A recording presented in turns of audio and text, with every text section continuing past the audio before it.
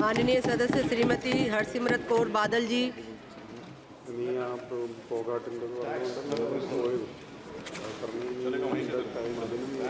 शुक्रिया madam. Madam सबसे पहले तो मैं आग्रह करूंगी कि इसके फाइनेंस बिल का नाम बदल के टैक्स ट्रैप बिल होना चाहिए, क्योंकि ऐसा एक जाल है which traps everybody in it. If you earn money, you pay tax. If you spend money, you pay tax. If you save money, you pay tax. If you invest money, you pay tax. If you pay tax also, you have to pay tax in the form of a cess or something. So, अमीर हो, गरीब हो, बुजुर्ग हो, बच्चा हो, विकलांग हो, हर एक को इस टैक्स के जाल में जब फंसा लिया है, तो why should it be called finance bill?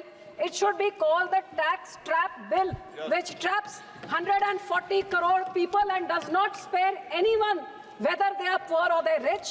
But yes, this bill is definitely very kind to the corporates. Foreign corporate companies, their tax has been reduced from 45 to 35%. But the angel tax which used to be given to startups and all has all been finished. The budget which lowered in 2019 even domestic businesses and corporate tax और domestic was also lowered in 2019, लेकिन 10 साल बाद सिर्फ foreign companies के लिए। तो क्या बात है कि 10 साल बाद सरकार का प्यार अपनों के साथ नहीं लेकिन विदेशियों के साथ बढ़ गया है। ये बहुत दुख की बात है। And I will also say that taxing life and health insurance is nothing less than tax terrorism. The Constitution enshrines the right to life, and here this government is putting 18% tax on something like that is nothing less than shameful. और sir हर तरफ से जो गरीब होता है, जो छोटा इंसान आगे बढ़ना चाहता है, उसी के साथ पक्षपात किया गया है। आज कॉर्पोरेट टैक्स में उनको तो सिर्फ 25% टैक्स देना होता है, लेकिन पार्टनरशिप और प्रोप्राइटरशिप को 30% देना होता है।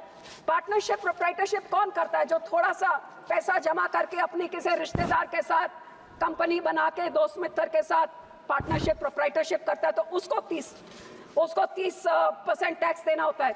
सो मेरी पहली डिमांड है कि ये हैव्स एंड हैव नॉट्स की खाई बढ़ाइए नहीं, बल्कि छोटों वालों को आप इनकरेज करिए, और कॉर्पोरेट टैक्स से 30% हो सकता है तो प्रोप्राइटर और पार्टनरशिप को भी आप 20% करके इनकरेज करिए। इसी तरह से मैं कहूंगी एमएसएमई इंडस्ट्री, सबसे छोटे मीडियम और स्मॉल स्केल इंडस्ट्री जो सबसे ज्यादा एम्प्लॉयमेंट जनरेट करती है, सबसे ज्यादा रोजगार देती है, आज इनको इनकरेज करने की जरूरत है। और इनको इनकरेज तो क्या किया जा रहा है? ये 43B जो आपका ये जो क्लॉज 43B था, जो मैंने पहले भी कहा कि वित्त मंत्री ने जाके लुधियाने में हमारे इंडस्ट्री को अश्योर किया था कि ये क्लॉज मैं हटा दूंगी, लेकिन आज हटाया नहीं जा रहा है। इसको कहते हैं ये एमएसएमई के फेवर में। एमएसएमई के फेवर में कैसे? जो एमएसएमई को 15 दिन में पैसे देने हैं और 15 दिन में ना दिए तो आपके सारे टैक्स इंसेंटिव्स खत्म हो जाते हैं, तो लोगों ने छोटों वालों से लेना ही छोड़ दिया, क्योंकि 15 दिन की जगह दूसरे वाले से तो 45 दिन में पेमेंट करनी होती है, तो 45 वाले से बड़े दिन बड़ी कंपनियों से लेने लग गए और छोटे छोटे सारे खत्म हो रहे। So this is totally anti MSME. So I would also request कि गवर्नमेंट ने जो one nation one market one tax किया है, then there should be freight equalisation. अब स्टील जहां पे मैन्युफैक्चर होते हैं वहां से जो आसपास के जो राज्य है उनको सस्ती रेट पे मिलता है, लेकिन पंजाब जो लैंडलॉक्ड है, पोर्ट से दूर है, मैन्युफैक्चरिंग से दूर है, वही स्टील जब हमें खरीद रहा है तो वो महंगा पड़ता है, जिस करके हमारे उस चीज से बनने वाली चीजें वायबल नहीं होती, सो कंपेटिटिव नहीं रहती, जिस करके freight equalisation is very important. So I will come to the bicycle industry. आज सर हमारे देश में गरीब से गरीब जो है उसका मोड ऑफ ट्रांसपोर्टेशन क्या है? या वो पैदल चलता है क्योंकि वो बस की 10 रुपए की टिकट अफोर्ड नहीं कर सकता है, या 4 पैसे इकट्ठे करके साइकिल में जाता है। India happens to be the second largest manufacturer of bicycle and bicycle parts. And such 40 साल पहले India and China were at par. But today, where India produces only 2.8 crore cycles, China produces 32 crore bicycles every year. Why this difference in 40 years?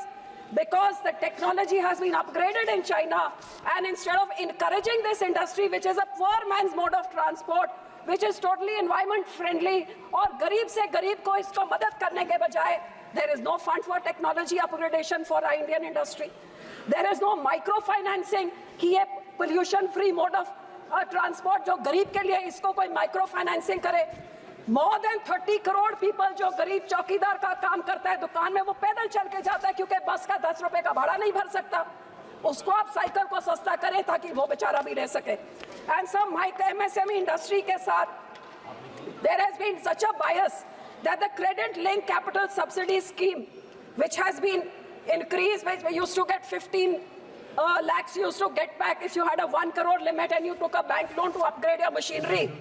But now they have increased the limit to 5 crores, but they have taken back the subsidy, which means that now the government is saying that no subsidy, but the limit can be 5 crores, you can take a loan. But the subsidy was very important for the MSME to be able to upgrade their machinery.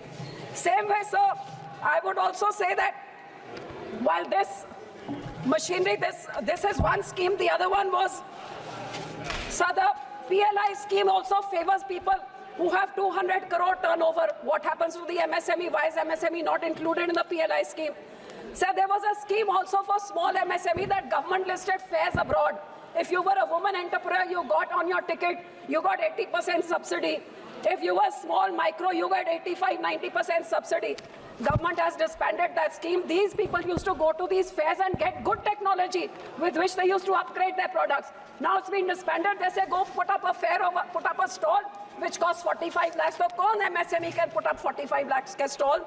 So I would request that to encourage the knowledge sharing and also to technology transfer, please encourage and bring back these CLI ICS scheme. So my next point is on agriculture machinery. It is very unfortunate that tax rationalization has not been done on agriculture and their machinery and their implements. 1.4 billion people are fed by those farmers who toil day and night. So आपने ना तो आमदन दुगनी करी 2022 में, ना इनको MSP दिया, लीगल गारंटी जो आपने प्रॉमिस किया था, ना इस बजट में किसानों के लिए कुछ है। तो कम से कम जो एग्रीकल्चर इम्प्लीमेंट्स है, which is 18 and 28%, their output they can only get 12% GST, but the input is 18 and 28. I request that this be rationalized, if not removed, which is very important to encourage the farmers. Sir, lastly, I would like to, last point, sir, Please I would conclude. like to talk about Punjab's debt trap, where in the last 8 years, Punjab has been pushed into such a financial debt trap that अपना हमारा loan जो 3.25 लाख करोड़ होता था 2022 में, आज 4.25 लाख करोड़ हो गया है. At debt, states debt to GSDP ratio 47.6%, we are second highest in the country. So our industry, which used to contribute to the GDP of the state at 28.5% in 2012, has come down to 25.5%, loss of 3%. Because of mismanagement of the Congress and Aam Aadmi, and on the second hand, BJP giving tax concessions to all our neighboring states, and our industries have all run out of Punjab.